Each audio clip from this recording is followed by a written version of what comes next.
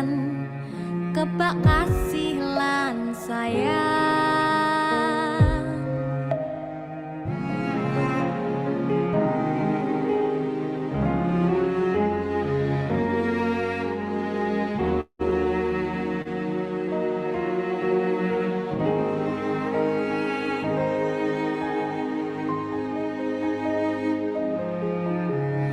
Ngobrol ra ono entek ning tengah wengi, tetes embun sing ngancani aku sampean koyo lagi kasmaran tenan. Mlaku teko tuwa bebarengan, matur suwun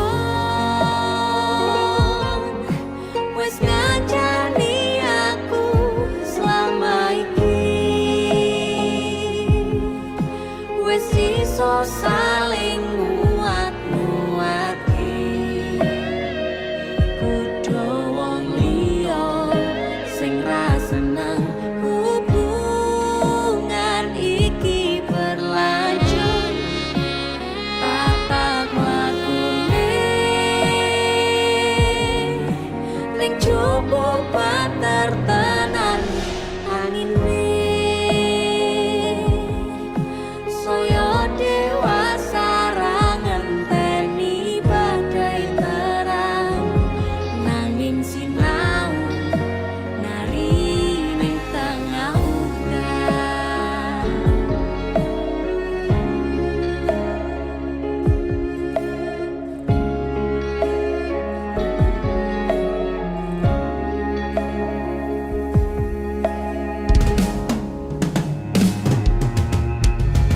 Hang gegem asto supaya nembako bebrayan manetung salira yen rubeda angan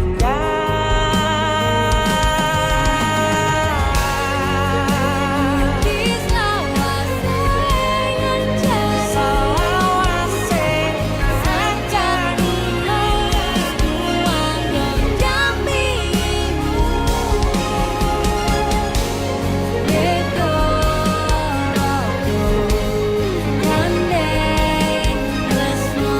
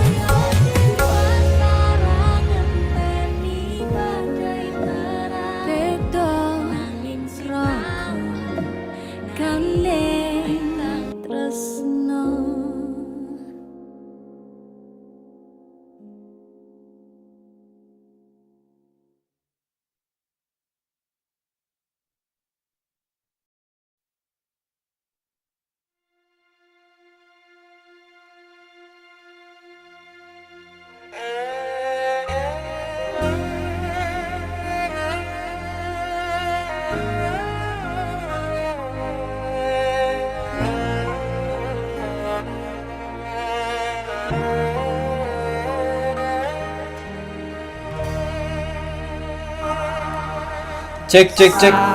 Ya, halo semuanya. Jam 11 bengi. Selamat sore teman-teman semua. Apa kabar? Sehat apa sedang terbantai? Sing pasti Sehat atau sedang terbantai?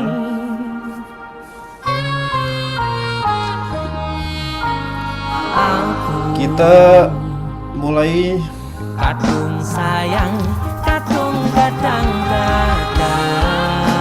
sekitar 3 menitan lagi deh ya. Monggo yang mau sholat 3 menit tuh cukup tuh. 3-4 menit cukup, monggo. Ngene men kisah bujangku. Ademe angin wengi teko, ngancani aku kelangan konco cerita. Ini lagu Wirang ya. Ini anak-anak cowok pasti tahu lagu ini nih. Jane namung masalah tresno, tapi koyo loro. Yen akhire Habis sholat? Ya alhamdulillah habis sholat. pirang pisan. Yen Akhire loro keloro tenan. opo wong tulus wis karise ngene, selalu ngancani ilang endinge. Tresnoku koyo bonsai anting putri, mbok sirami rino lan wangi. Masih elo endah disawangi, tapi Besok libur dong. ora iso gede. Lagi di kondangan ya, lagi di kondangan nikahannya Mas Gatot sama Mas Amba. Izin. Ayo bentar lagi kita mulai nih. Nunggu yang sholat dulu nih.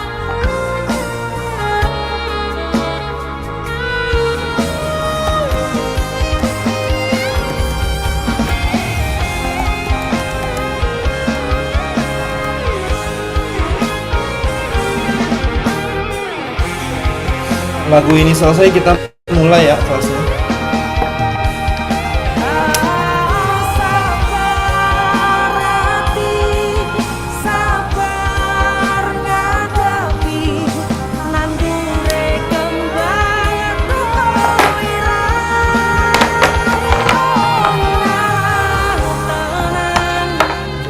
nandese tenan. Menganggap aku sewates konco. Sedih banget ya lagu ini ya. Iki namung masalah tresno, tapi koyo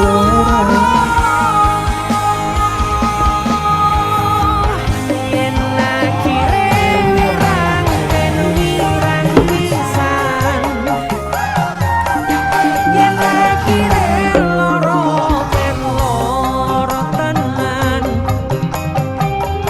opo wong tulus wis karise ngene, selalu ngancani ilang endinge. Oh, inget, guys. Hati-hati ya, yang selalu ngencani bisa jadi hilang endingnya. Bonsai anting putri, Yang selalu nemenin ujung-ujungnya hilang gitu. Bisa jadi ya. rino wangi. Masih elo endah disawangi, tapi Najis bisa dipercepat nggak?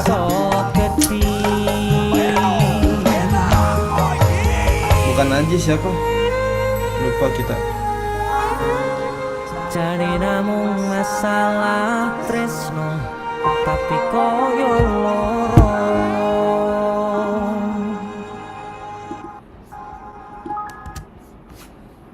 Oke, gue izin share screen teman-teman ya.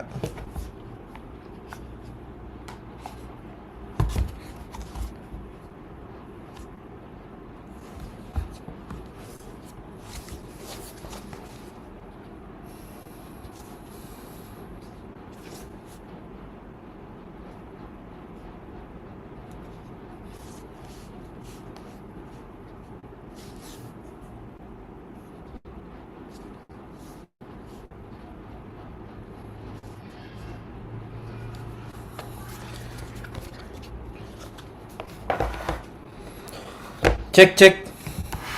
Oke. Share screen gue. Kelihatan gak temen-temen? Share screen gue.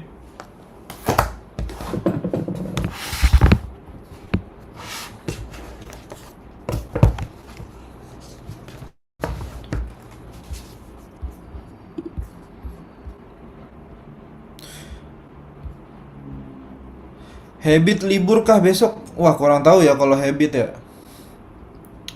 Harusnya sih tetap ada libur live class gitu.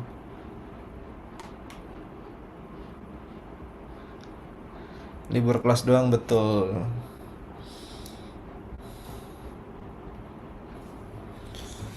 Bang izin sambil makan, boleh, boleh, boleh, boleh. Kalau ada gue bagi sekalian.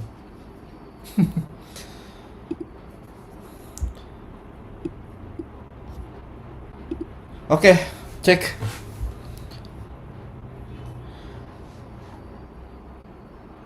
Burem ya? Internetnya mungkin kali ya, buat yang burem. Coba ke YouTube aja.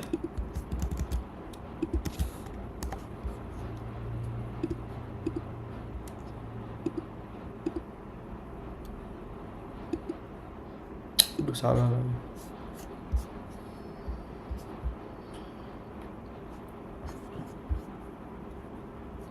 Senin udah masuk ya. Senin ada kelas lagi sama gua nanti. Udah lahiran bang, alhamdulillah betul. Tadi jam 2 lahiran anaknya kembar.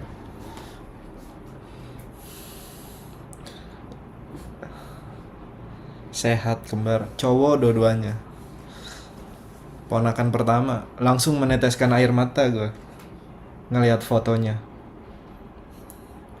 Gue nggak ikut nemenin soalnya gue ada ngajar di Alternativa. Oke. Kembar cowok. Oke. Kak Egi mana bang? Kak Egi minggu depan baru ngajar lagi. Ya, halo semuanya, selamat sore. Assalamualaikum warahmatullahi wabarakatuh. Salam sejahtera untuk kita semua. Om Swastiastu, Namo Buddhaya, salam kebajikan. Shalom. Ya, di kelas hari ini gue mau bahas masih materi induktif gitu. Dimana nanti kita belajar berasumsi yang benar dan juga sesuai konteks gitu. Sesuai dengan tuntutan soal.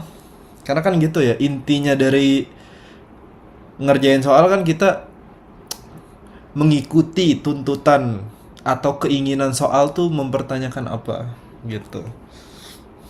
Jangan sampai kita berasumsi terlalu jauh. Karena nanti kalau dalam argumen itu dia masuknya ke argumen yang tidak relevan. Tapi sebenarnya materi hari ini dikit sih. Kita nanti di akhir lumayan banyak latihan ngerjain soal materi argumen induktif ini. Gitu. Kita ngintip materi sedikit, jadi kita akan bahas tentang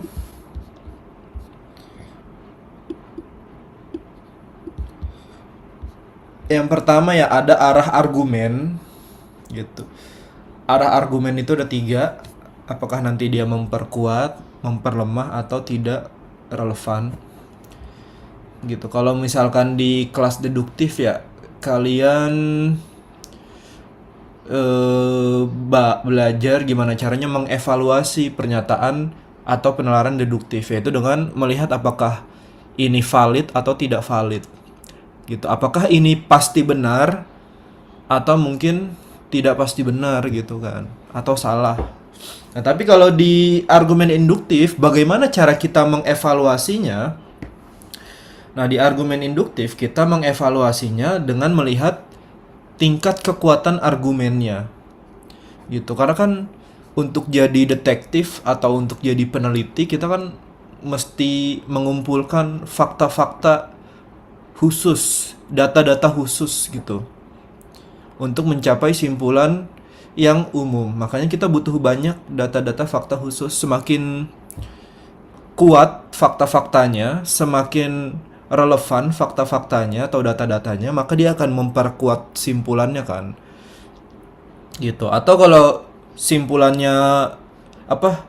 Data-datanya lemah, fakta-faktanya lemah, maka nanti kan simpulannya akan semakin, teorinya akan semakin lemah gitu.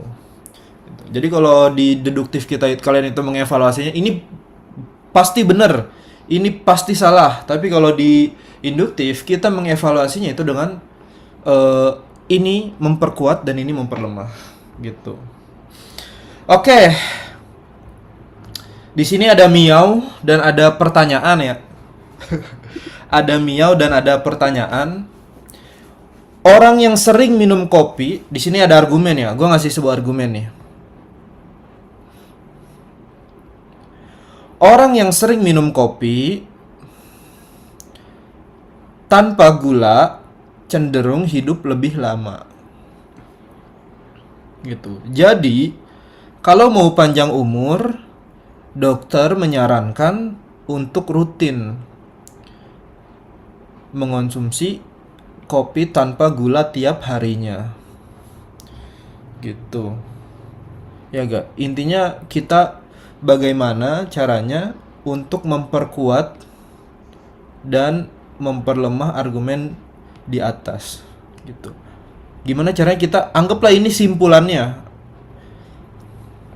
Atau ini informasi utamanya, klaim yang mau kita cari, memperkuat sama memperlemahnya. Nah, coba gue mau nanya ke kalian, coba kalian kasih pernyataan gimana argumen ini bisa jadi lebih kuat gitulah. Gimana caranya argumen ini bisa jadi lebih kuat, lebih meyakinkan gitu, lebih terjamin kebenarannya. Gimana? Asam lambung. Nah, kayak gini bener nih sebenarnya, kayak Muhammad Farhan. Apa namanya? Pak Hendra minum kopi tanpa gula hingga umur 99 tahun gitu. Walaupun mungkin secara apa namanya, secara khusus kita nggak tahu ya apa umur 99 tahun panjang, tapi kan secara umum kita tahu bahwa orang yang hidup lebih dari 90 hingga 99 tahun itu termasuk orang yang umur panjang. Maka kita bisa memasukkan apa namanya, contoh gitu, atau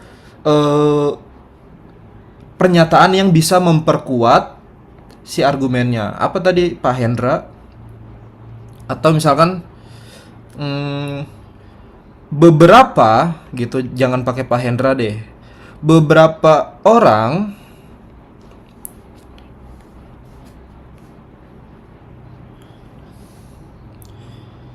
yang saat ini gitu berusia panjang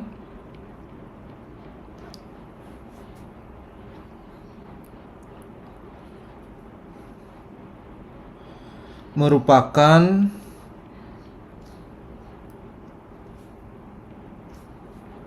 apa dia? Peminum kopi gitu kan.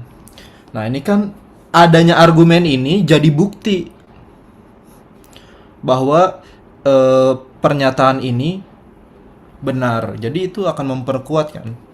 Apalagi misalkan contohnya, oh nih boleh pakai Hifal Rahman. Studi menunjukkan. Nah gitu, jadi salah satu cara kita memperkuat itu dengan memberikan data-data, salah satunya. Studi menunjukkan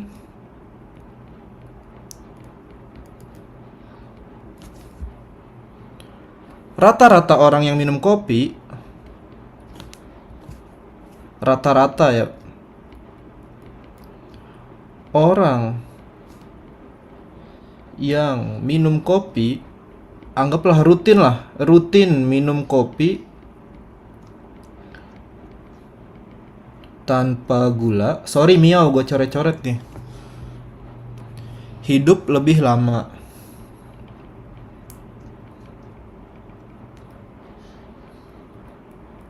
Gitu. Jadi kalau di induktif itu kata per katanya nggak harus sama persis dengan yang ada di argumennya. Di sini kan dia penjelasannya apa? Panjang umur. Kita nggak harus nulisnya usia panjang atau panjang umur. Nah, itu kan klaimnya sama dengan bahwa dia itu hidup lebih lama. Kalau di deduktif itu semuanya harus paten gitu. Biasanya apa? Premisnya kata-katanya sama gitu. Sebab akibatnya harus sama. Tapi kalau di induktif ini intinya dia punya makna atau punya klaim yang bisa memperkuat si argumennya.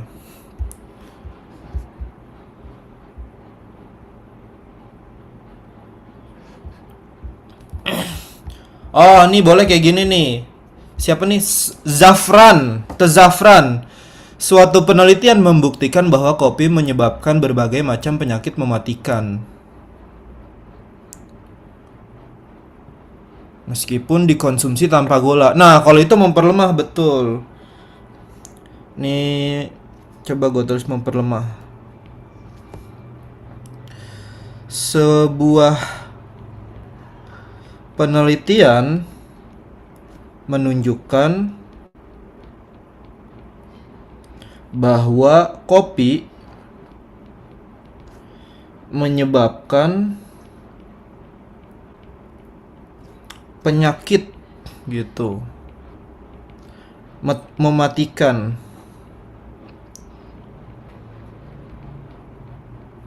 Meskipun dikonsumsi tanpa gula.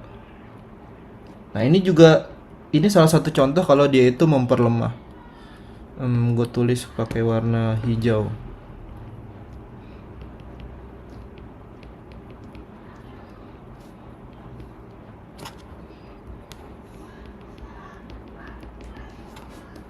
Kalau yang ini tadi memperkuat ya, ini gue hapus dikit deh.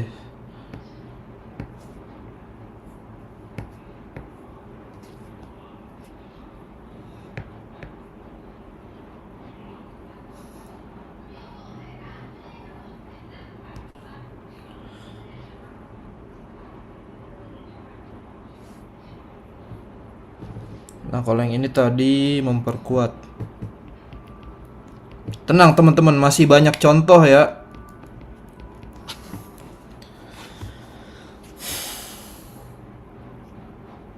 Yang memperlemah. Pak Miao sering mengonsumsi kopi yang memakai gula, tetapi masih hidup sampai umur 80 tahun. Kayak agak kurang gitu. Coba. Oh, atau misalkan gini deh.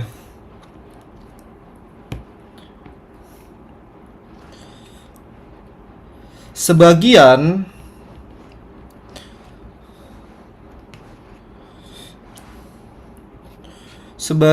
pasien di rumah sakit gitu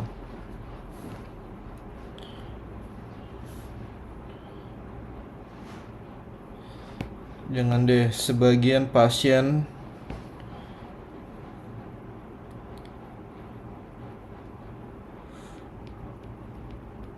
rumah sakit mengidap penyakit berat gitu. Penyakit berat yang bersumber dari kopi gitu. Intinya kayak gitu deh. Jadi kita membuat pernyataan di mana nantinya itu bisa memperkuat sama memperlemah. Nah, terus kalau di soal nanti gimana sih Bang caranya kita mengidentifikasi pernyataan-pernyataan yang bisa memperkuat atau pernyataan-pernyataan yang bisa memperlemah si argumennya. Gitu. Ini kosong nih. Nah, kita bahas dulu yang memperkuat. Menurut kalian, pernyataan yang memperkuat berdasarkan contoh yang tadi udah kita bahas ya. Memperkuat itu definisinya seperti apa? Definisi sederhana mungkin. Ronaldo pernah minum kopi kenangan.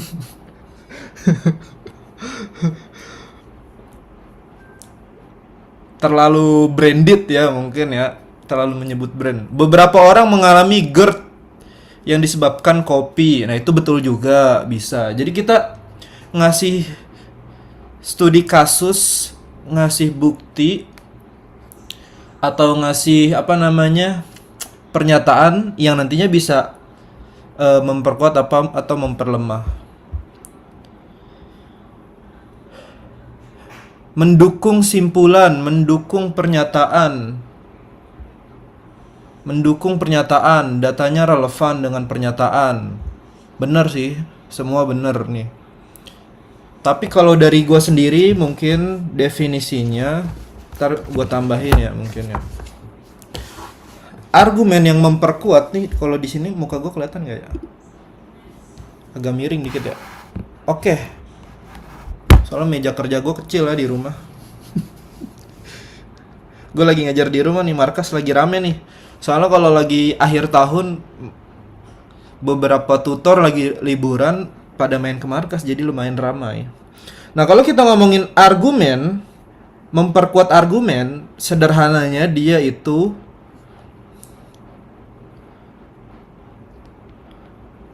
ya pernyataan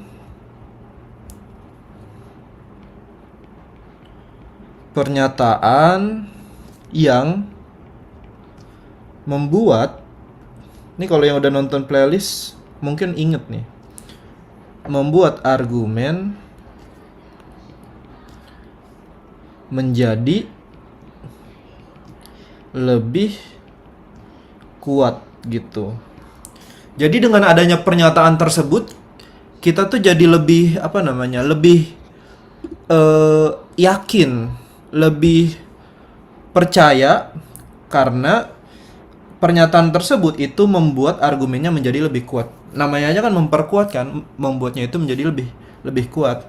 Dimana biasanya karakteristik yang pertama, adanya pernyataan itu berfungsi sebagai penambah kebenaran dari argumen. Gitu, dimana dengan adanya pernyataan tersebut kita itu jadi lebih yakin. Nah, itu membuat argumennya lebih meyakinkan. Gitu kan?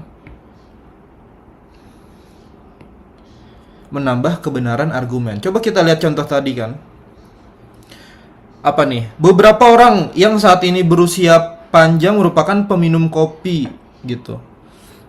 Itu kan berarti mengindikasikan bahwa orang-orang yang minum kopi ternyata ada loh beberapa orang yang memang usianya panjang, walaupun memang tidak disebutkan ya jumlahnya berapa atau segala macam. Tapi dengan adanya kata beberapa orang, artinya kan itu bisa menjadi sebuah bukti pendukung gitu. Makanya karakteristik yang kedua dari memperkuat argumen, dia itu nantinya dia berperan sebagai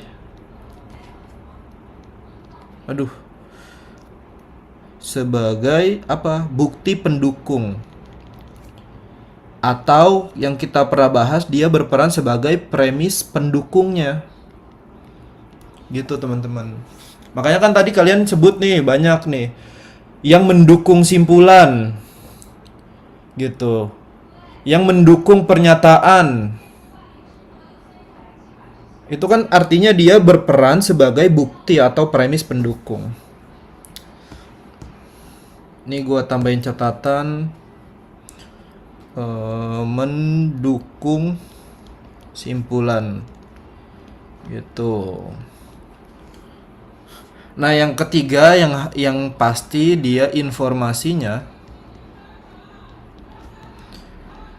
sesuai dengan pernyataannya gitu. Jadi kalau misalkan di pernyataan atau di argumennya dijelaskan bahwa misalkan kangkung menyehatkan, ya maka kita cari informasi di opsi yang ngomongin tentang bahwa kangkung itu baik untuk tubuh. Menyehatkan itu kan baik untuk tubuh. Menyehatkan itu bermanfaat bagi tubuh gitu. Misalkan ya spesifiknya misalkan untuk pencernaan atau untuk kesehatan tulang atau yang lainnya. Jadi informasinya sesuai dengan pernyataan. Gitu. Misalkan gue ada contoh nih.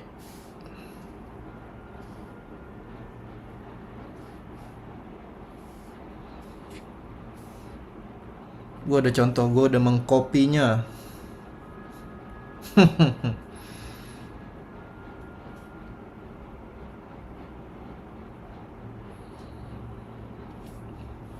Nah, di sini ada contoh. Coba gue baca dulu. Duh, gue jadi agak kangen ngezoom ya.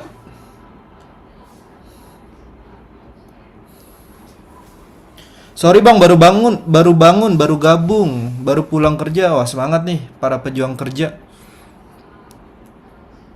Ya soal paling favorit ya buat sebagian orang nih. Coba menurut kalian,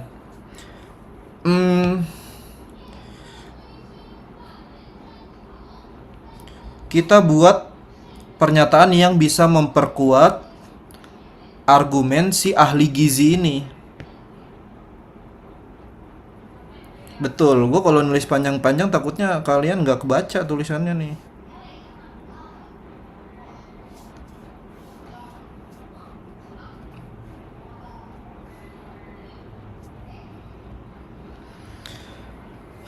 Apa nih? Coba contoh dari kalian yang bisa memperkuat argumen ini.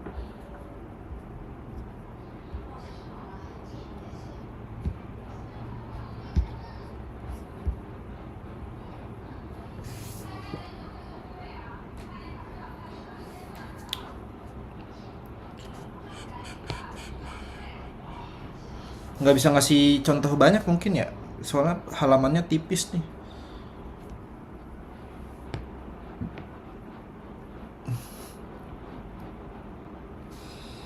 Ahli gizinya gadungan, apa nih? Studi menunjukkan bahwa buah C memiliki banyak manfaat untuk kulit. Buah C itu apa nih? Kurang lengkap nih. Orang yang jarang memiliki masa. Oh gini, benar-benar siapa nih? Ikomang, gue benerin ya.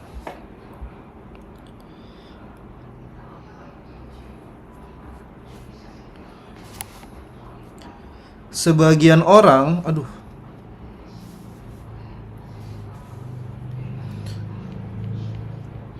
sebagian orang jarang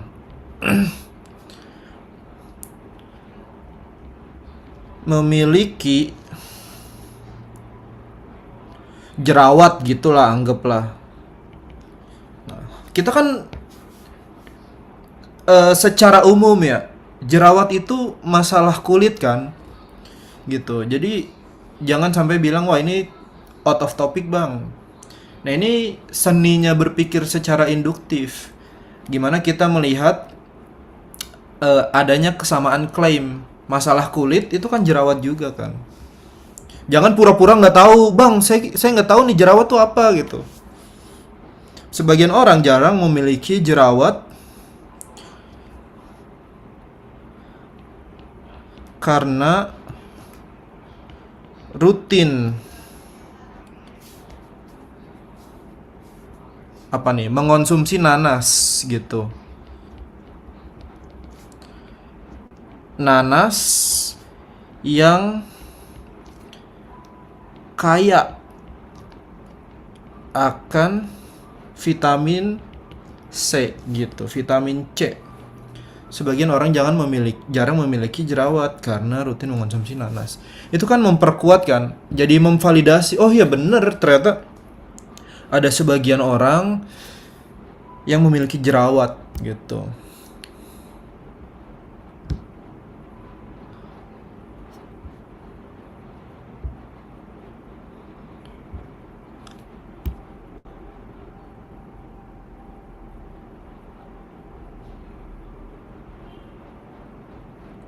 Orang yang memiliki muka yang terawat sering mengonsumsi buah yang mengandung vitamin C. Terlalu sama ya kalimatnya, orang yang memiliki muka terawat. Coba mungkin lebih kasih informasi spesifik gitu, yang bisa jadi bukti pendukung. Andi tidak pernah terkena masalah kulit di area wajah karena sering mengonsumsi jeruk. Nah, itu bisa gitu.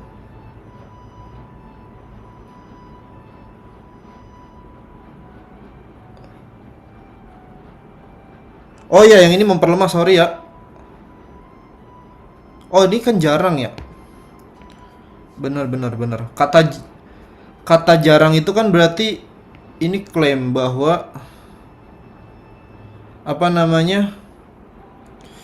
jarang memiliki jerawat itu kan kecenderungannya dia punya kulit yang sehat gitu. Atau mungkin jarang mengalami permasalahan di kulit, jarang memiliki itu.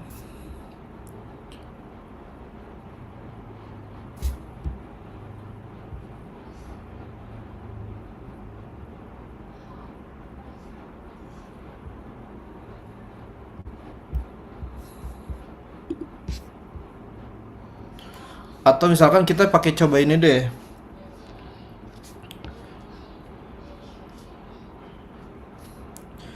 Penelitian atau studi gitu deh, terbaru menunjukkan banyak orang yang mengonsumsi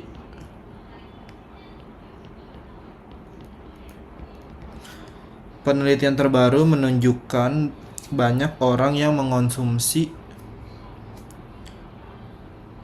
buah kaya akan vitamin C gitu selama 1 bulan merasa kulitnya lebih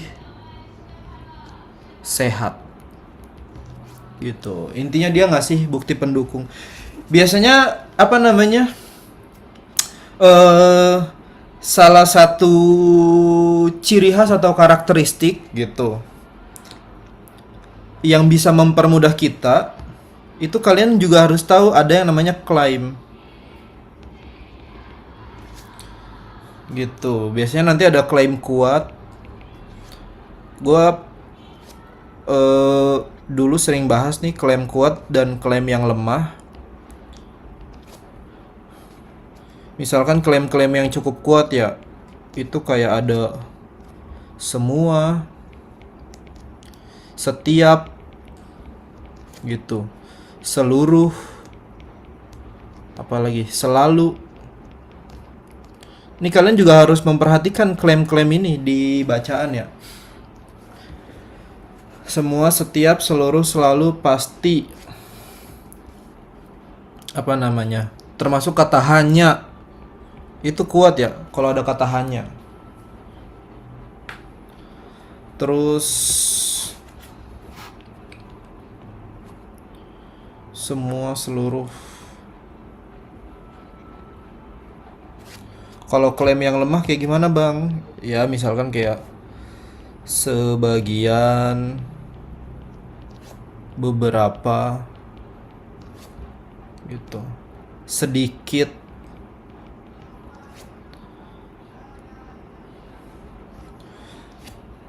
sebagian, beberapa, sedikit, termasuk kata mungkin gitu.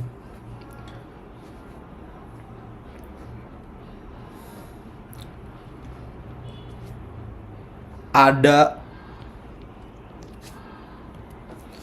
Tuh. Coba nanti kalian lebih detailnya ya. Coba gua ngasih arahan nih. Tonton video yang namanya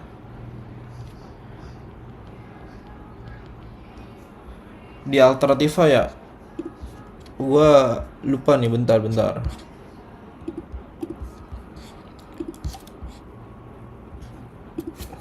Ini termasuk materi fundamental juga.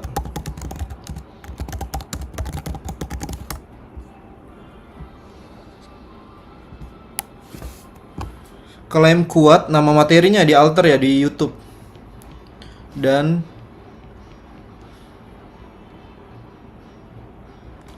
klaim lemah. Gitu. Ini nama materinya nih. Silahkanlah tontonlah. Biar nggak terlalu panjang nih. Oke, lanjut ya. Karena gue mau bahas yang memperlemah gitu. Oke. Sedangkan yang memperlemah itu dia secara definisi pernyataan yang membuat argumen menjadi lebih lemah. Gitu.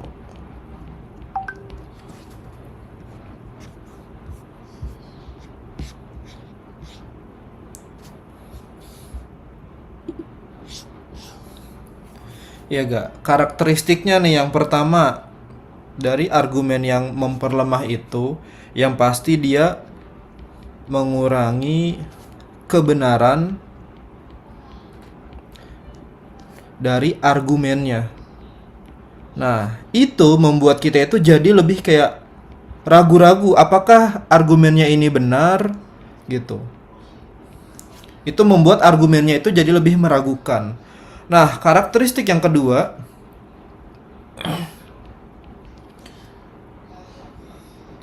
yang pasti ya tidak mendukung gitu argumen. Ya, benar tuh, bertentangan dengan pernyataan, berarti ya bertentangan atau juga berlawanan, sama ya, dengan argumen. Gitu. Biasanya nanti ada juga klaim tidak sesuai dengan argumen.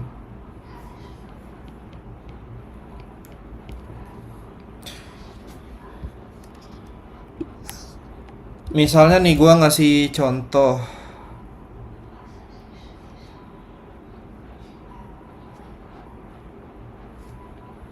Langsung ada.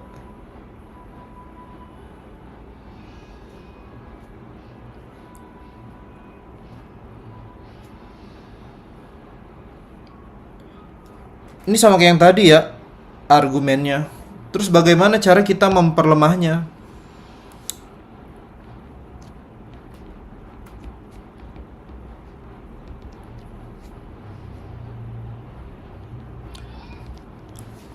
Gitu.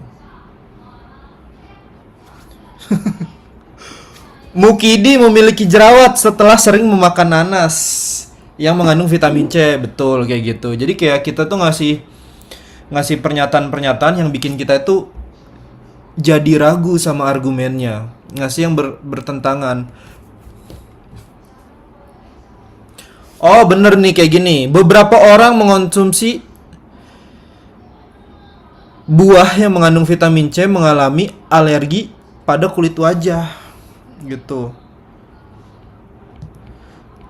Beberapa orang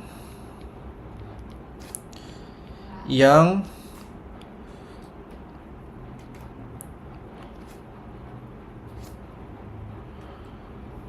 mengonsumsi, anggaplah jangan buah deh, minuman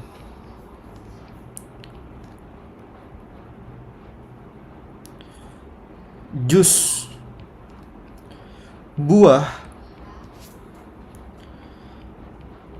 yang tinggi vitamin C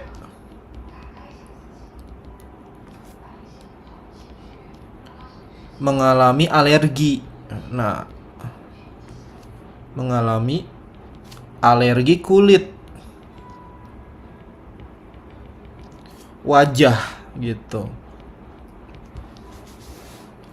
Ini kan ngasih bukti yang bikin kita itu jadi ragu akan kebenaran argumen gitu.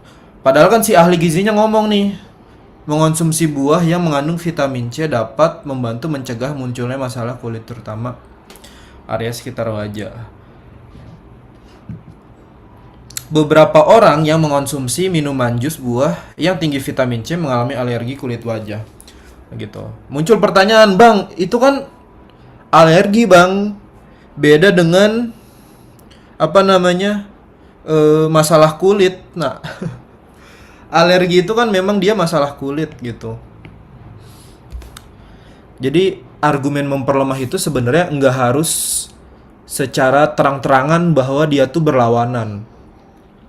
Nggak harus secara terang-terangan dia itu bertentangan. Kita itu bisa ngasih bukti, ngasih sanggahan yang bikin argumennya itu jadi meragukan. Karena kan intinya gimana cara kita membuat argumennya ini jadi lebih lemah, jadi lebih meragukan, kebenarannya jadi berkurang gitu. Jadi nggak harus selalu plek ketiplek berlawanan. Kayak misalkan gimana, Bang, plek ketiplek. Misalkan gini, kalau plek ketiplek,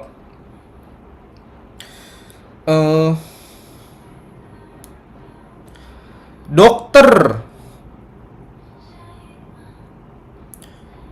menyatakan, misalkan ada dokter menyatakan orang yang memiliki masalah wajah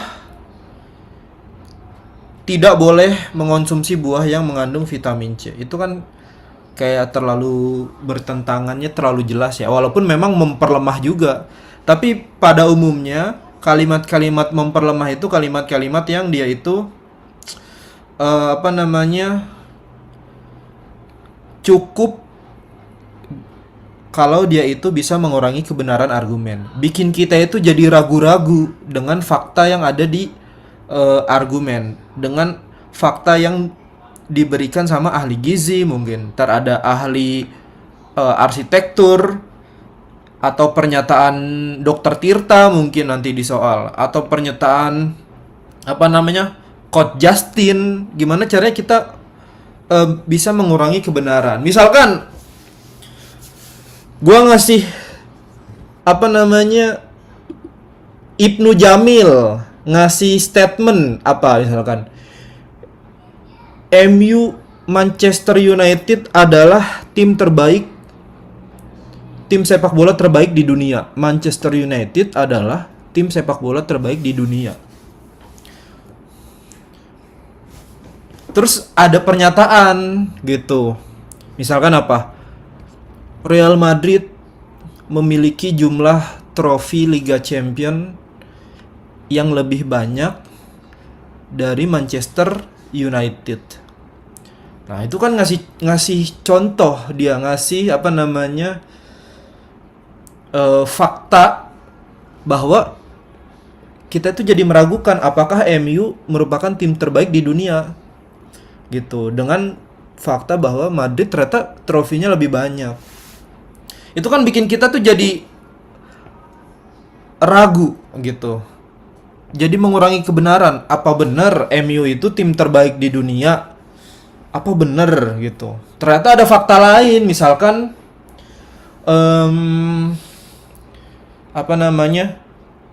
saat ini Manchester United tidak berada pada klasmen atas Liga Inggris.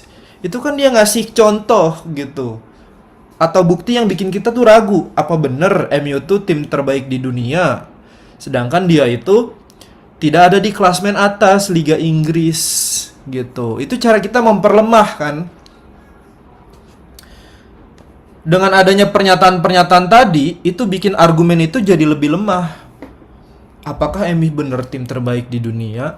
Gitu. Tapi kalau cara memperkuatnya, gue tanya ke kalian, gimana kita bisa memperkuat argumen Ibnu Jamil tadi bahwa MU adalah tim terbaik di dunia? Coba berikan sebanyak-banyaknya.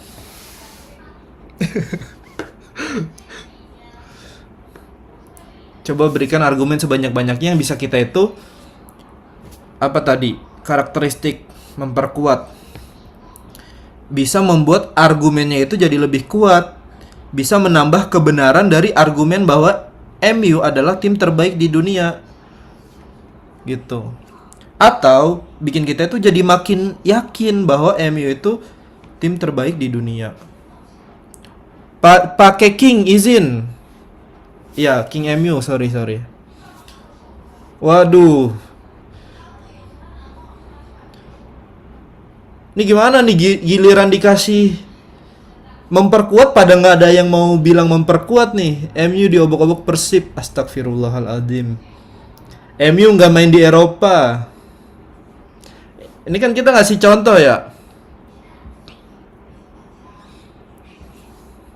Gitu.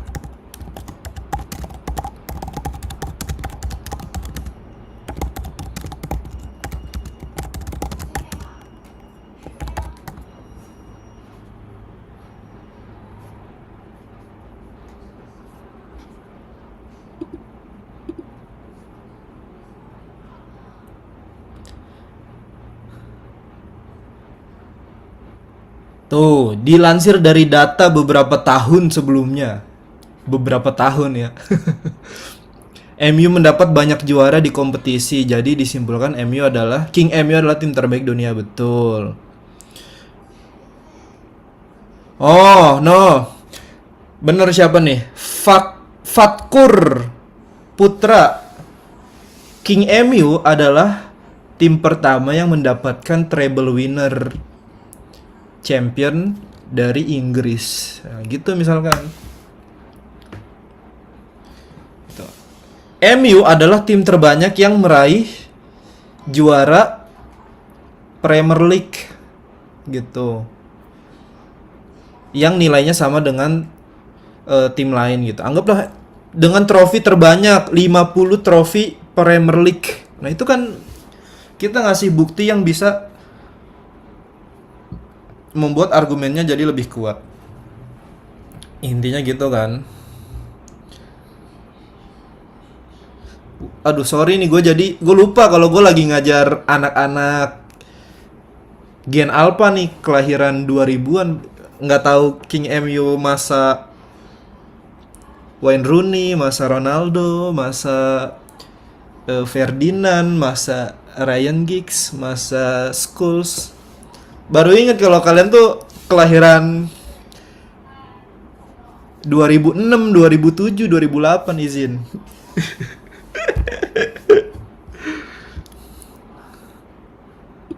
Oke, lanjut ya. Kayak gitu teman-teman. Jadi kita tuh nggak perlu jelas atau terang-terangan menyanggah atau gimana. Tapi cukup apakah dia menambah kebenaran atau mengurangi kebenaran. Terus yang kedua, yang ketiga ya berarti dia ada yang tidak relevan. Nah, kalau tidak relevan ini sederhana dia. Informasi tidak sesuai dengan jangan tidak sesuai, apalagi misalkan jangan sesuai, tidak berhubungan. Relevan itu kan berhubungan ya. Berarti kalau tidak relevan ya tidak berhubungan atau tidak sesuai konteks dengan argumen pada bacaan.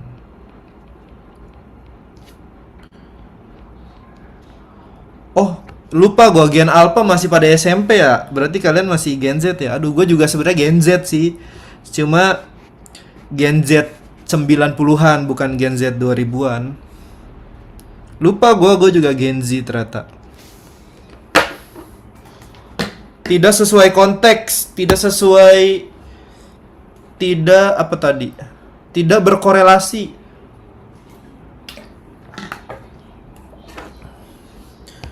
Sama juga ya dengan kalimat tidak berkorelasi. Apalagi tadi melenceng, bener sih melenceng ya. Coba tadi gue kayak nemuin kata-kata yang cocok nih. MU kalah sama Arsenal. Bang Iben fans King MU kah? Izin, iya sebenarnya. Walaupun sekarang lagi tidak mau banyak berkomentar. Gue udah gak nonton MU setelah COVID. Terakhir gue nonton MU masih ada Ronaldo, masih ada Cavani. Tapi sekarang udah gak pernah. Mana tadi sih? Tidak sesuai konteks. Gue lagi nyari di kolom komentar guys. Bentar. Apa sih tadi? Tidak berkorelasi. Tidak berkaitan boleh juga.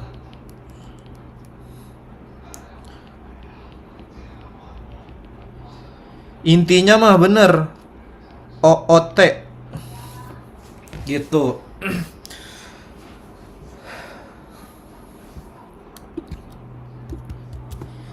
Misalkan gue kasih argumen kayak gini tadi deh.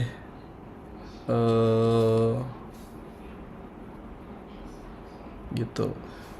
Ini argumennya nih.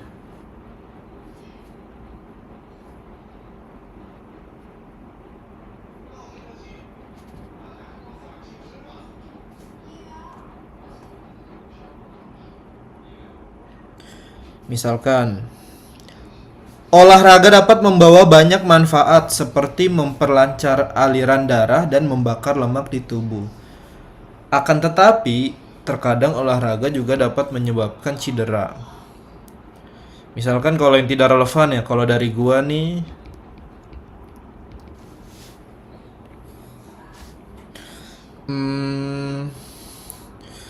semakin tinggi harga sepatu,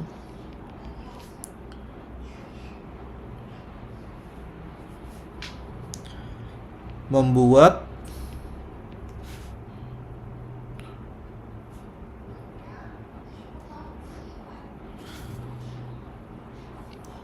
apa namanya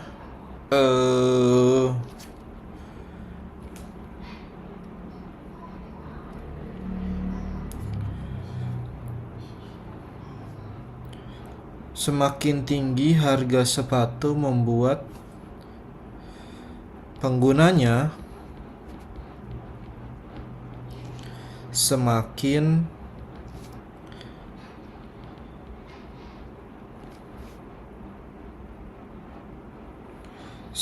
apa ya? Bingung juga nih. Coba gua emang agak susah mikirin kalau yang sesuai konteks tuh contohnya. Semakin tinggi harga sepatu membuat penggunanya semakin culture. Terlalu aneh. Semakin tinggi harga sepatu membuat penggunanya semakin percaya diri deh gitu. Ini di luar konteks ya. Sepatu tambahin olahraga deh. Karena kan kita ngomongin olahraga ya.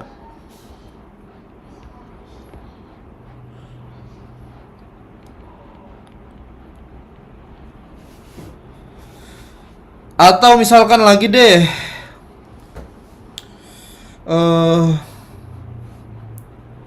apa namanya? Manfaat olahraga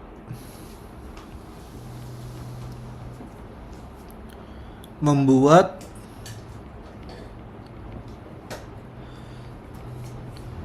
tren membeli sepatu juga meningkat gitu. Aduh. Nah, di sini konteksnya apa? Di sini dia walaupun sama-sama ngomongin olahraga gitu, kita nggak usah terlalu jauh. Mereka tuh sama-sama ngomongin olahraga, tapi konteksnya itu dibedakan. Yang satu di konteksnya apa? Sepatu olahraga dengan kepercayaan diri. Yang satu apa namanya? Olahraga gitu meningkatkan tren pembelian sepatu. Jadi sama-sama ngomongin olahraga tapi dilihat dari konteks yang berbeda. Yang satu dilihat dari konteks percaya diri, yang satu di konteks dari tren pembelian. Bukan dari kesehatannya atau cederanya. Apakah dia ngomongin cederanya? Apakah dia ngomongin memperlancar aliran darah, membakar lemak, tapi konteksnya dibedakan satunya gitu. Orang-orang berolahraga hanya untuk pamer, bisa. Olahraga semakin diminati karena banyaknya tren Strava, bisa juga gitu. Mukidi, ini ngasih contohnya Mukidi mulu nih. Jangan-jangan pasangan Anda namanya Mukidi. Oke, ntar ada contohnya nih. Oke, kita lanjut ke simulasi soal. 30 menit terakhir ya, kita coba bahas-bahas soal.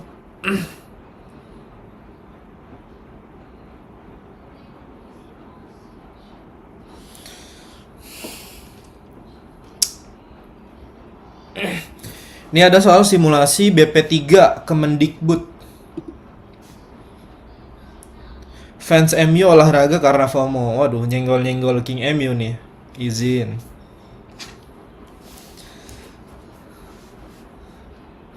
Coba dong infokan tim yang Premier League-nya lebih banyak dari MU kalau ada.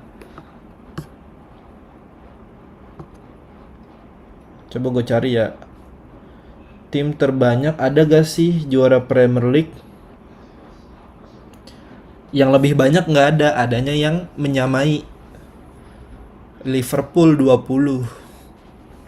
Tapi kalau yang lebih banyak nggak ada, izin.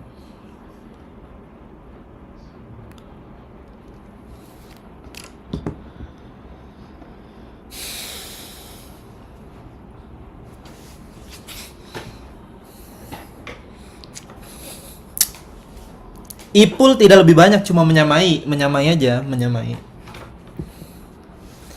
Satu tidak memperlemah. Coba kita baca baik-baik ya.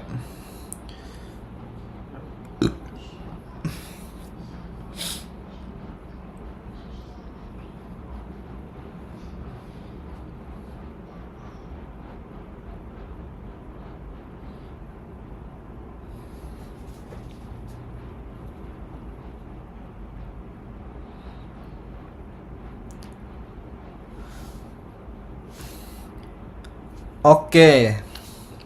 Jumlah pekerja yang berasal dari generasi milenial saat ini semakin banyak. Nah, kalau kita lihat bagian ini ya, kalau dalam struktur argumen, dia ini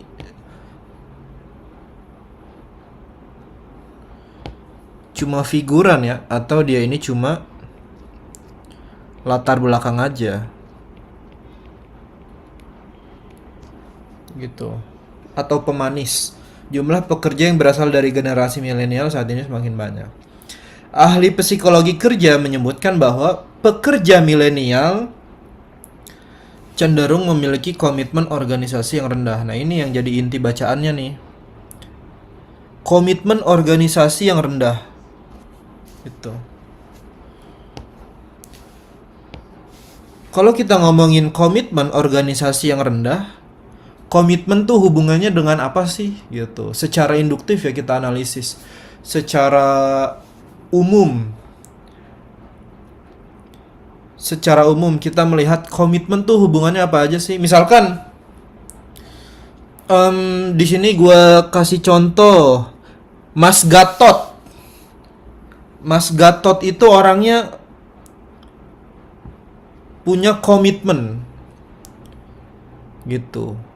Yang artinya apa? Komitmen tuh dalam menjalani hubungan, Mas Gatot itu sangat komitmen. Komitmen itu berhubungan dengan apa? Ya berarti dia termasuk dia punya kesetiaan atau loyalitas gitu terhadap pasangan. Dia punya komitmen kan. Ini gue tandain di atas deh.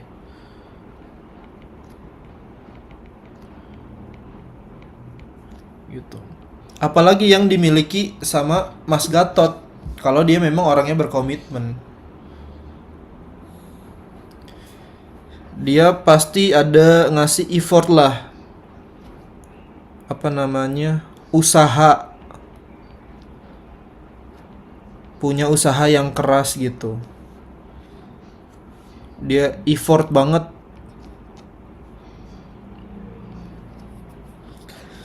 Atau kadang kita sebut juga dia punya etos kerja lah gitu. Kalau dalam dunia kerja ya, dia punya etos kerja yang tinggi.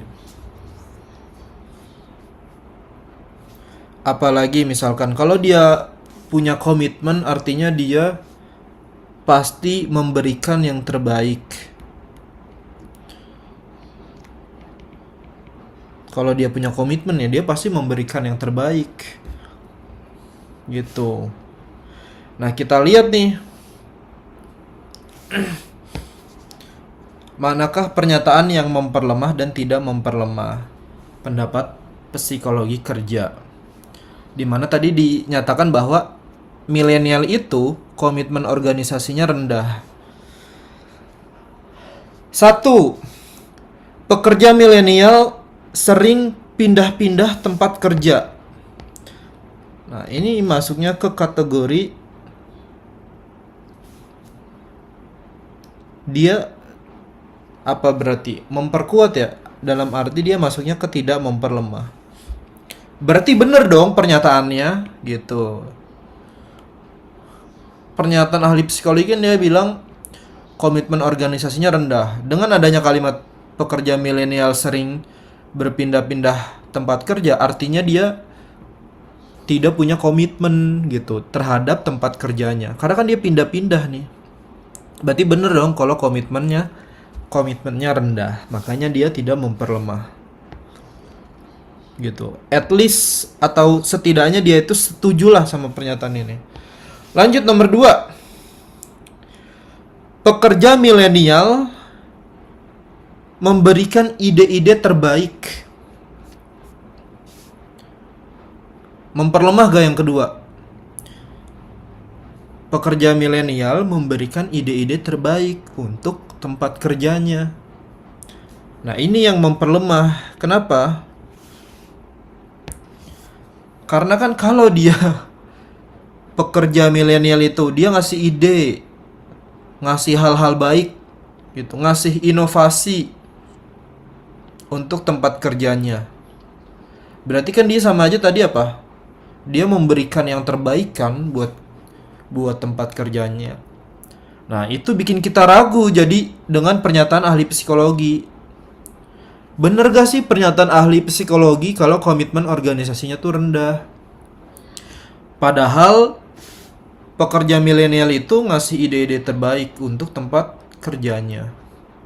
Nah, itu bikin kita jadi ragu-ragu, bikin kita jadi bertanya-tanya gitu, dan mengurangi kebenaran argumen. Karena kalau dia ngasih ide-ide terbaik, berarti dia berkomitmen dong. Dia komitmennya tinggi. Ini gue kasih catatan.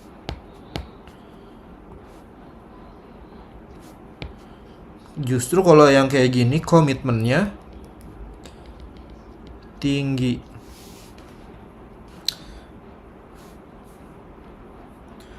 Terus yang ketiga,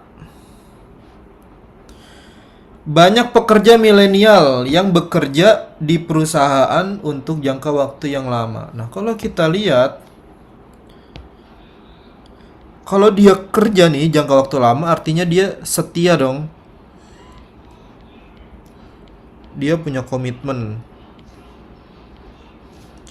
dan loyalitas.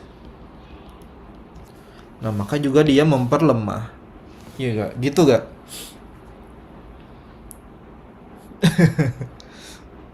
Memperlemah karena kan toh dia punya jangka waktu yang lama kerjanya. Nah, ini kan berarti komitmen itu berhubungan dengan kesetiaan, dengan loyalitas. Jadi kalau lu misalkan ngefans sama salah satu tim, kalau emang komitmen artinya lu kan setia jangka panjang sama tim tersebut yang lu idolakan gitu. Lu punya komitmen yang tinggi gitu. Lu punya kesetiaan. Berarti kalau lu pindah-pindah tim, misalkan suka Madrid, suka Barca, suka Bango, suka Decul gitu, suka Bango, suka Arsenal, itu ganti-ganti, itu artinya lu komitmennya itu rendah terhadap tim kebanggaan. Gitu. Opsi 4, banyak perusahaan mengapresiasi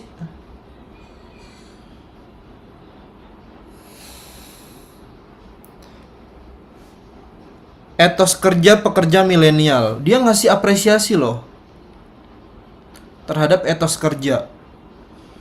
Artinya apa?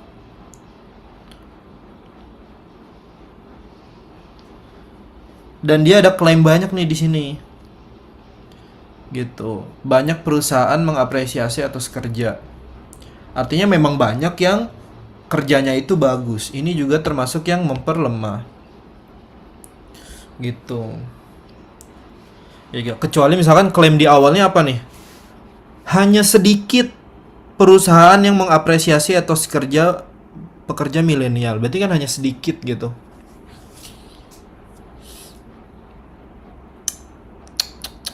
Hanya sedikit. Atau misalkan kata ini ya diganti, tidak ada perusahaan yang mengapresiasi etos kerja. Kalau tidak ada perusahaan yang mengapresiasi berarti dia masuk ke sini.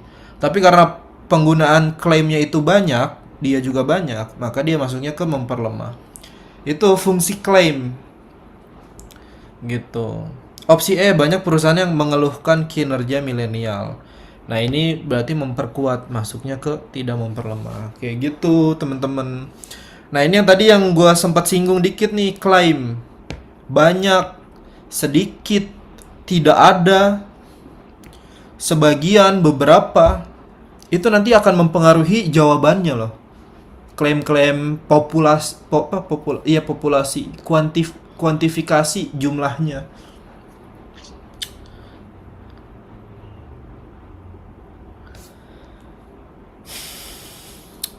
Pertanyaannya, kalau yang tidak memperlemah, ini kan sederhananya gampang ya. Berarti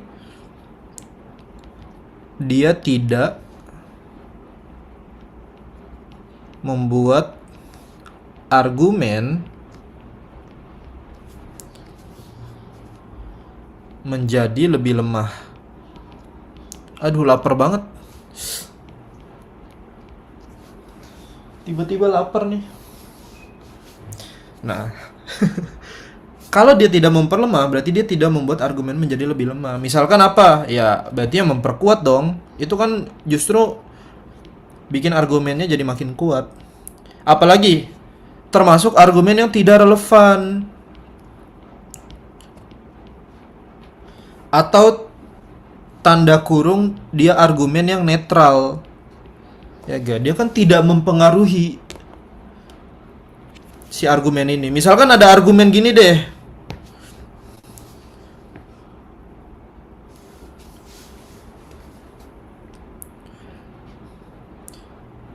Sebagian pekerja milenial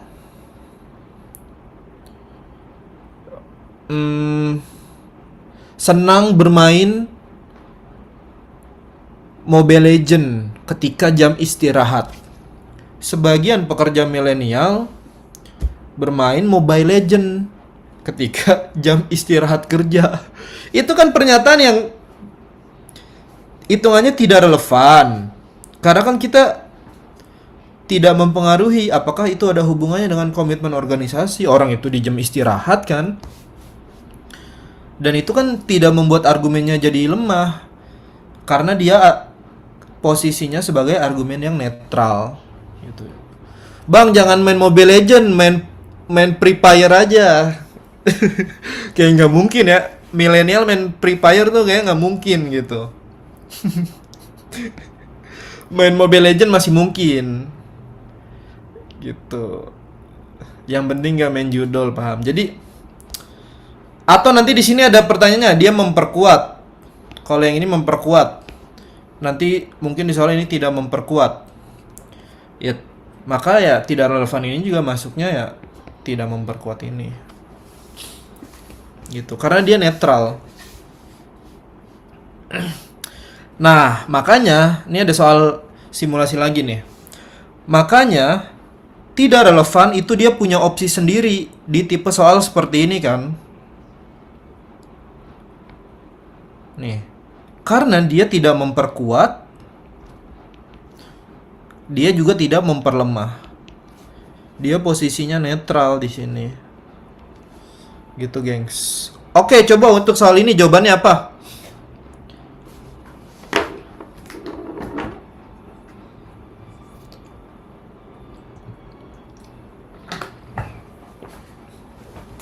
Izin toilet, King.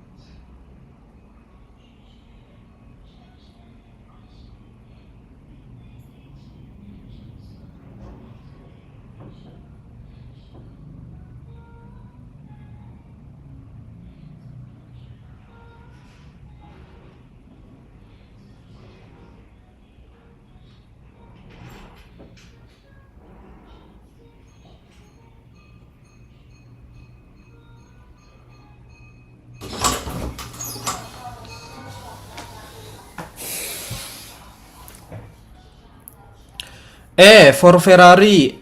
Kalau bener masuk UGM. Selain ada gak nih?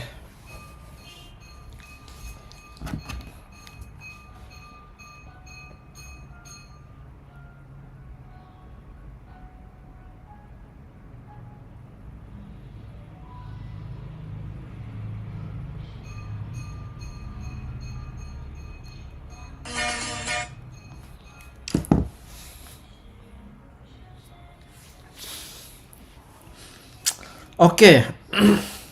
Ini soal simulasi ya di web ya. Jadi gua nyomot nih.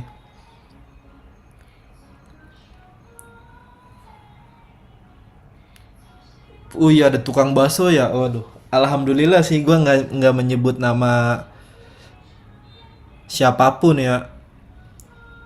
Kelas hari ini tidak menyenggol-nyenggol pemerintah, aman harusnya. Sore ini jadwal gue main basket, gengs, sama tutor-tutor.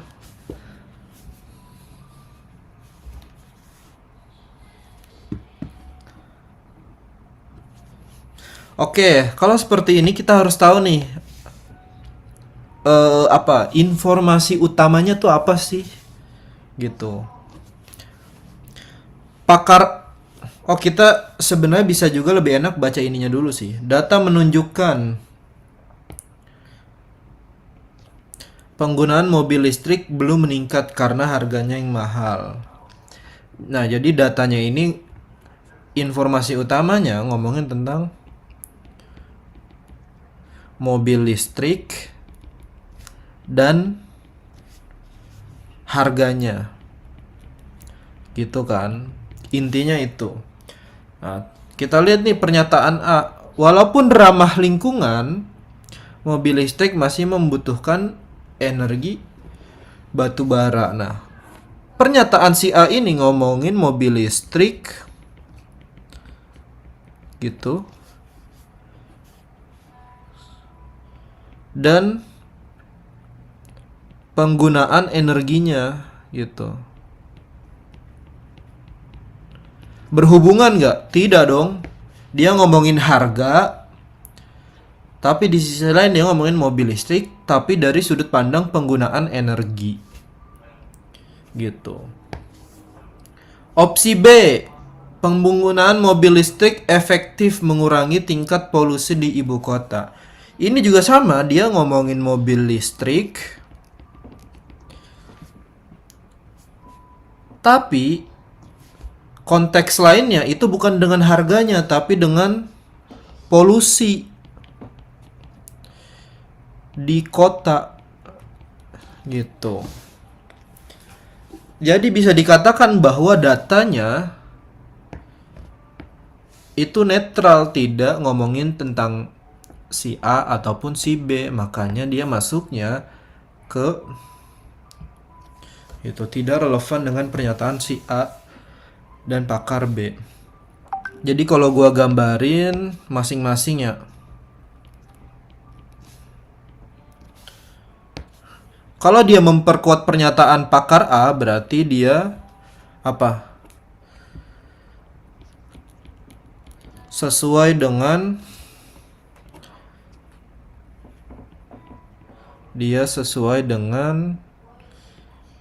informasi A gitu.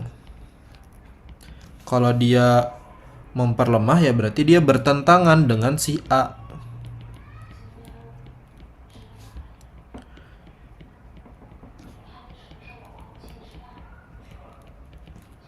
Nah, kalau dia memperkuat si B berarti dia informasinya sesuai dengan yang dikatakan pakar B atau informasi B gitu. Kalau dia memperlemah berarti dia juga bertentangan.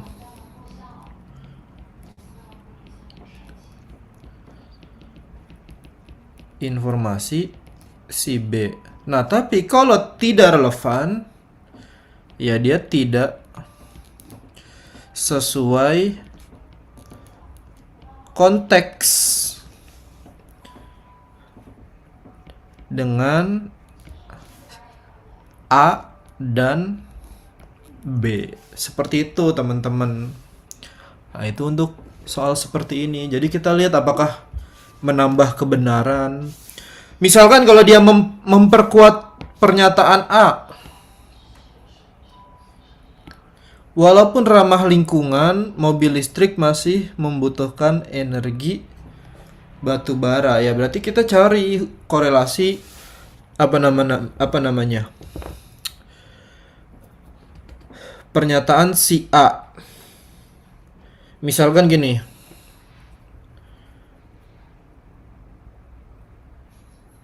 Mobil listrik ramah lingkungan.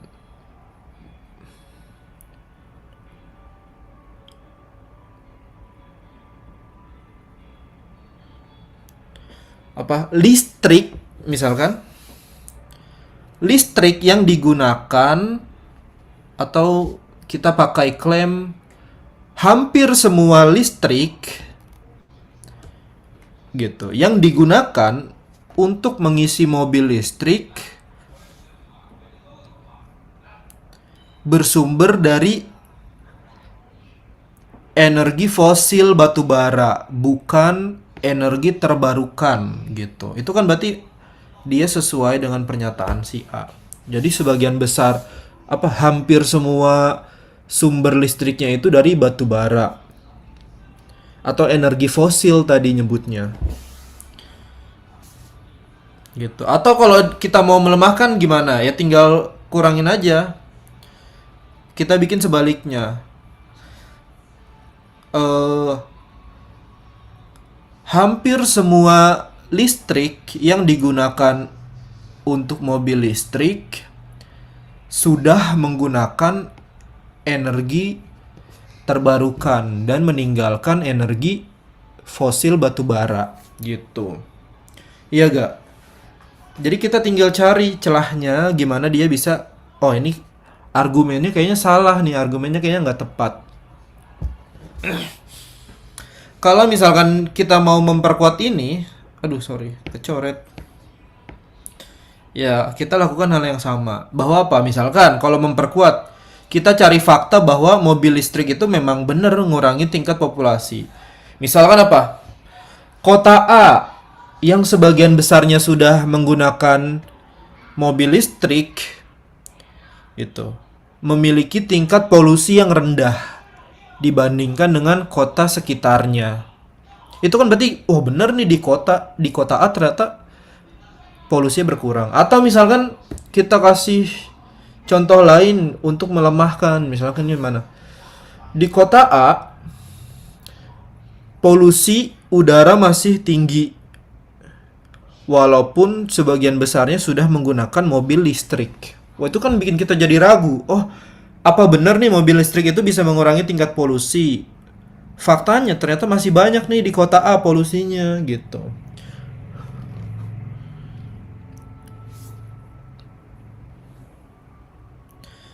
Gitu, teman-teman. Satu lagi deh. Soal ini nih. Ayo satu lagi. Kepadatan tanah liat.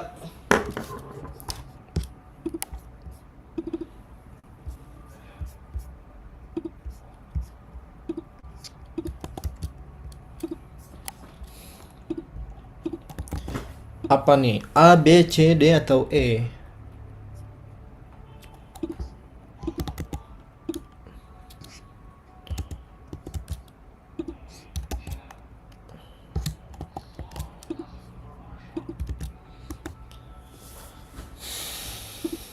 Sabar ya, ini udah mau akhir nih. Gembur tuh apa?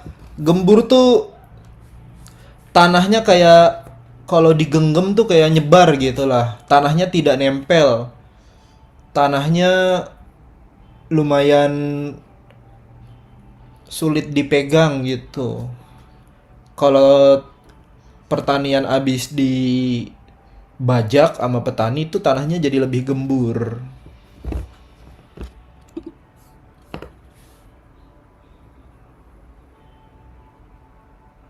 Tanahnya tidak merekat lah gitu, simpelnya. Ini soal SNBT asli ya. Bener ya, ini soal SNBT kan?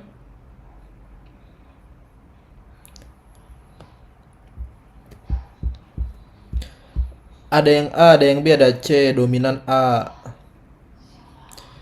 Gue baca dulu ya. Kepadatan tanah liat adalah faktor penting untuk mendukung keawetan tembikar yang dipajang sebagai hiasan. Para pengamat mengatakan bahwa tanah jenis P lebih gembur dibandingkan tanah jenis Q. Nah, kalian juga harus banyak nih kosakatanya berarti kan. Jangan lupa ngerjain obat fokus, balon helium, biar kosakata kalian banyak gitu.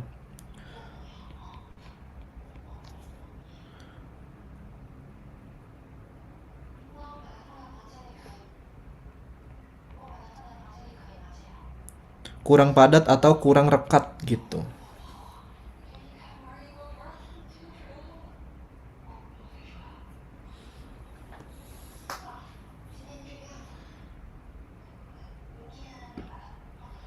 Iya enggak? Coba kita lihat dari opsi E ya. Dia nanya yang paling memperlemah nih. Ingat ya, kalau dia ada pertanyaan gini nih yang bikin agak-agak sulit. Jadi kita tuh bisa jadi ada opsi yang memperlemah, tapi cari yang paling memperlemah.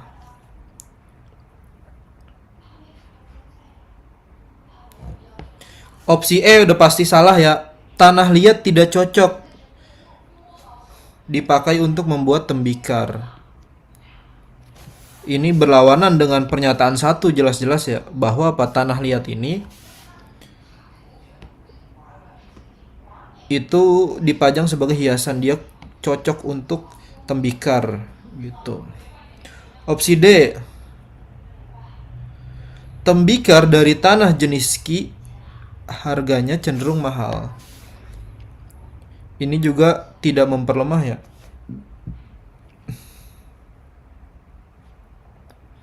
Gitu. Jadi kalau gue gambarin gini, dari pernyataan terakhir ya, gue ngasih penjelasan dulu ke kalian di kalimat terakhir. Para pengamat mengatakan bahwa tanah jenis P lebih gembur dibandingkan tanah Ki. Kalau gue bikin diagram, P ini kan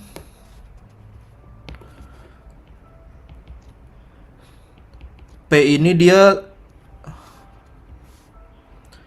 lebih gembur gitu.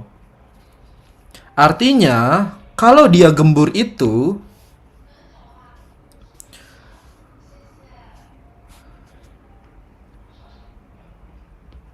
kurang padat.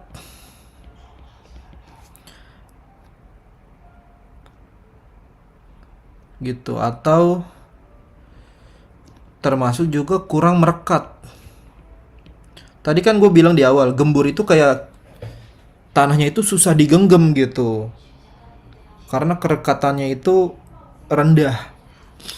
Kayak tahu gak tanah-tanah yang retak-retak gitu. Bukan retak-retak sih, kayak yang berpasir lah, sangat bertekstur gitu, sangat kasar.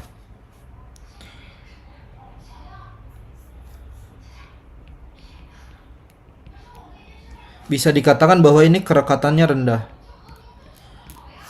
Sedangkan tanah Ki itu kan kurang gembur, yang artinya dia itu apa?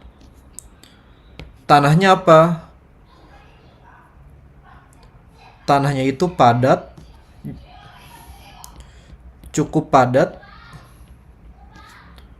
gitu, atau cukup merekat gitulah.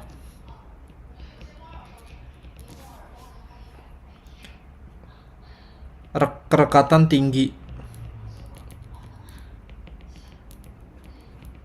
gitu.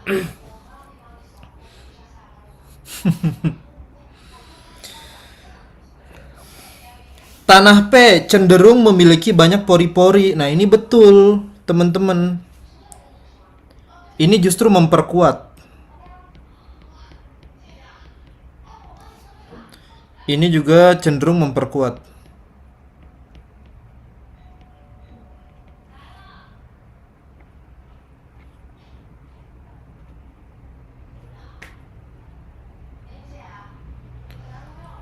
Tapi kalau yang ini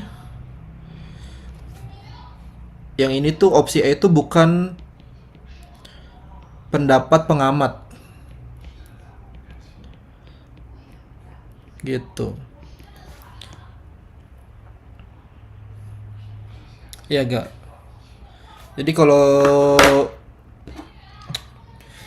digambarkan, dia nanyanya nih, ini kita harus sesuai konteks juga, dia nanya pendapat pengamat. Sedangkan ini dia memang berlawanan. Iya gak? Tapi yang dilawan itu bukan pendapat pengamat, tapi apa nih yang di awal nih? Latar belakangnya aja, pengantarnya itu. Gitu. Yang dilemahkan itu pengantar awal. Opsi B, tanah jenis Ki banyak dipakai untuk membuat tembikar. Nah, ini juga memperkuat sebenarnya. Karena kan tadi ini kan, dia cukup padat, cukup merekat, kerekatan tinggi, maka dia cocok untuk awet gitu. Karena kan dia keawetan. Sedangkan opsi A ini barulah yang betul, kerekatan tinggi. Karena kan tadi dijelasin dia lebih gembur. Artinya apa? Kalau lebih gembur dia kurang padat. Jadi digenggamnya tuh susah gitu. Kayak pasir. Maka kurang merekat. Kerekatan rendah. Kayak gitu. Memperlemah ya. Mantep yang jawab A, yang jawab selain A, it's okay. Apa namanya? Lebih baik salahnya itu ketika latihan daripada salahnya itu ketika SNBT. Gelo gak tuh? Oke. Itu aja kelas kita hari ini. Makasih buat semua yang udah datang. Sorry kelebihan 4 menit nih, 17.04. Lewat dikit. Mantep pembahasan kita hari ini. Kita ketemu lagi di hari Senin ya. Karena besok libur Christmas. Selamat hari Natal buat yang merayakan. Gitu. Oke, itu aja dari gua. Assalamualaikum warahmatullahi wabarakatuh. Selamat